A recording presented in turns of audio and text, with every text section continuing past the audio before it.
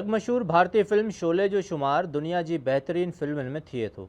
इन फिल्म जो हर एक डायलॉग और हर गुफ्तगू मानून के बरज़बानी याद है। त वरी इन फिल्म में कम कंदड़ किरदार भी मानून के ज़हनन ते कें नक्श जियां उकरियल आहिनि। शोले फिल्म जूं ॻाल्हियूं जिते मानू याद कन था, उते कुछ अड़ियों ॻाल्हियूं, कुछ अड़ियों यादियों, कुछ अड़ा वाक़िया भी तारीख़ जो हिस्सो आहिनि जिन बाबत कंहिंखे ख़बर नाहे। जे आहे भी त तमाम घट मानून के इन वाक़ियन बाबत जान है।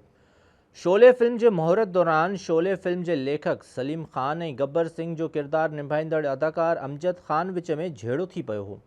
झेड़ो तूं छा खां शुरू थियो ऐं एतिरो त वधी वियो जो अदाकार अमजद ख़ान ऐं अॼोके सुपरस्टार सलमान ख़ान जे पीउ ऐं लेखक सलीम ख़ान जे विच में हाथापाई शुरू थी वई हुई।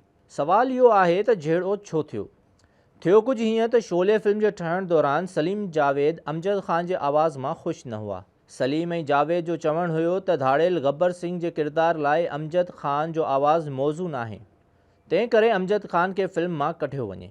इहा ॻाल्हि अदाकार अमजद ख़ान जी अना खे सख़्तु छीयो रसाए रही हुई, पर अदाकार अमिताभ बच्चन ऐं हिदायतकार रमेश सिप्पी जे दिलासे ॾियण सां जीअं तीअं करे फिल्म जी रिकॉर्डिंग मुकमल कई वई ऐं इहा फिल्म न रुगो कामयाब थी, पर अदाकार अमजद ख़ान जो किरदार गब्बर सिंह फिल्म के हीरन अमिताभ बच्चन और धर्मेंद्र खां वधीक न रुगो पसंद किया वियो, पर गब्बर सिंह जा डायलॉग और अदाकारी जो स्टाइल घर घर और घिटी घिटी में वरजाइण लगा ऐं अॼु ताईं गब्बर विलन जी अलामत तौर ॼातो ऐं सुञातो वञे थो।